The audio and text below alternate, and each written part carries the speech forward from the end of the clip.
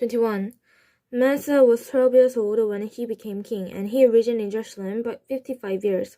His mother's name was Hephzibah. He did evil in the eyes of the Lord, following the detestable practices of the nation of the Lord had driven out before the Israelites. He rebuilt the high places his father Hezekiah had destroyed. He also erected altars to Baal and made an Asherah pole, as Ahab king of Israel had done. He bowed down to all the starry hosts and worshipped them. He built altars in the temple of the Lord, of which the Lord said that, In Jerusalem I will put my name. In both courts of the temple of the Lord, he built altars to all the starry host. He sacrificed his own son in the fire, practiced sorcery and divination, and consulted mediums and spirits. He did much evil in the eyes of the Lord, provoking him to anger. He took the carved Asherah pole he had made and put it in the temple of which the Lord had said to David and to his son Solomon, In this temple and Jerusalem, which I have chosen out for all the tribes of Israel, I will put my name forever. I will not again make my feet of Israel wander from the land I gave their forefathers. If only they will be careful to do everything I commanded them, and will keep the whole law that my servant Moses gave them. But the people did not listen. Manasseh led them astray, so that they did more evil than the nations of the Lord had destroyed before the Israelites. The Lord said through his servants and prophets, Manasseh king of Judah has committed these detestable sins. He has done more evil than the Amorites who preceded him and had led Judah into sin with his idols. Therefore, this is what the Lord, the God of Israel, says. I am going to bring such disaster on Jerusalem and Judah that the ears of everyone who hears of it will tingle. I will stretch out over Jerusalem the measuring line used against Samaria and the plumb line used against the house of Ahab.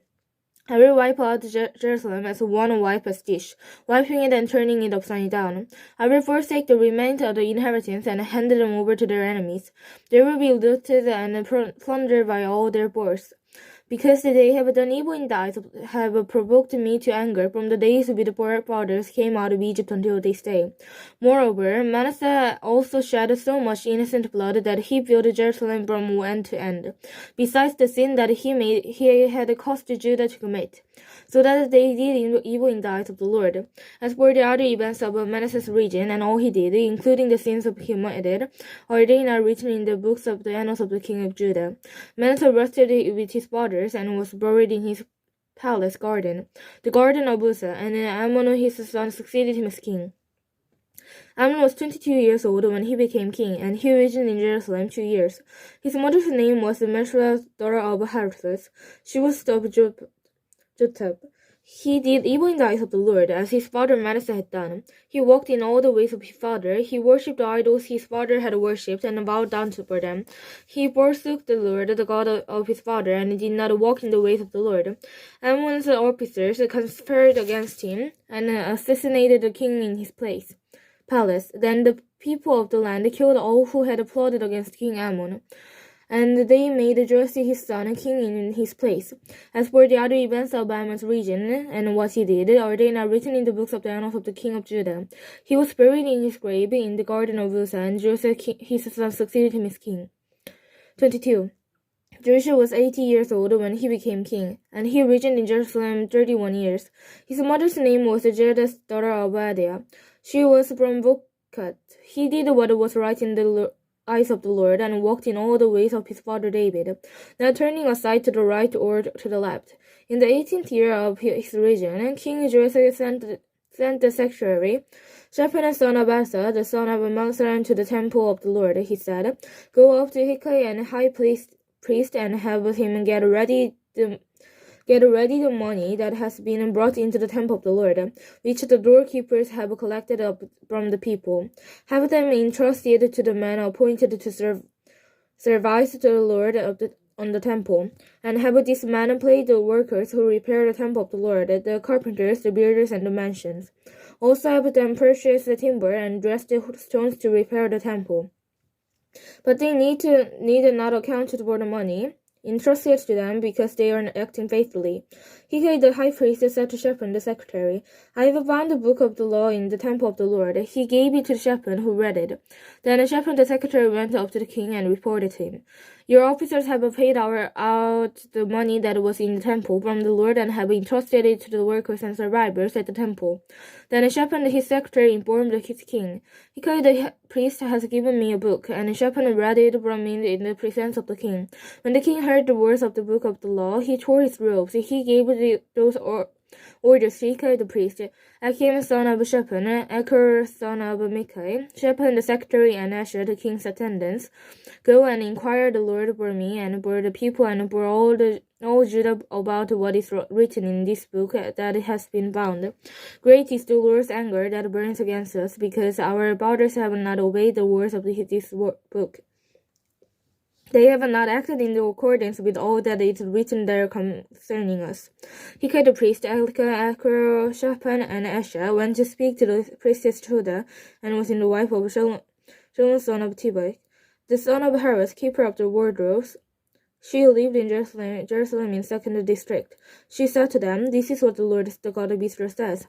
Tell the man who sent you to me, this is what the Lord says. I am going to bring disaster on this place and its people, according to everything written in the book the king of Judah has read, because they have forsaken me and buried incense to other gods, and provoked me to anger by all the idols their hands have made. My anger will burn against this place and will not be quenched. Tell the king of Judah, who sent you to inquire the Lord, this is what the Lord, the God of Israel, says. Say concerning the word you heard, because your heart was a response and you humbled yourself before the Lord when you heard what I have spoken against this place and its people, that they would become obscure and laid waste.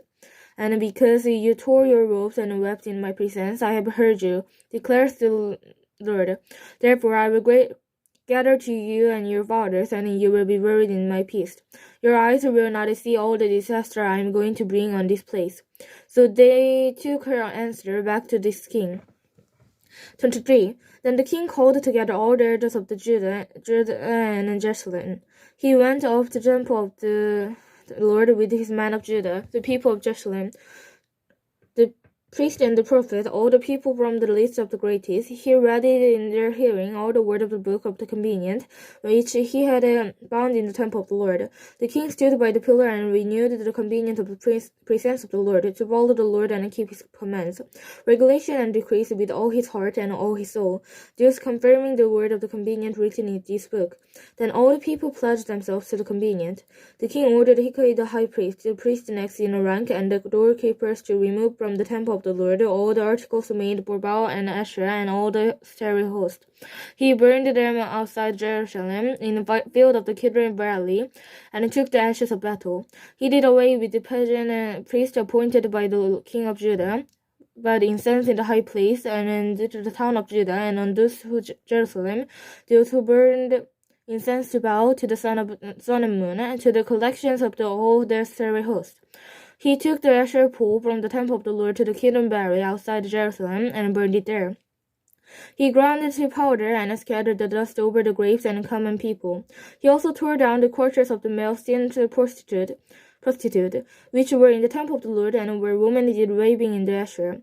Joshua brought all the priests from the towns of Judah, and discredited the high places, from Geba to Beersheba, where the priests had burned incense. He broke down the shrines and the gates at the entrance of the gate of Joshua, and the city governors, which is on the left of the city gate. Although the priests of the high places did not serve at the altar of the Lord in Jerusalem, they ate unleavened bread with their fellow priests. He desiccated Tophet, which was the valley of Ben-Haman, so no one could use it to sacrifice his son or daughter in the fire of Molech. He removed from the entrance of the temple of the Lord the horses that the king of Judah had dedicated to the sun. They were in the court near the room of the official name of Nathan Mecca.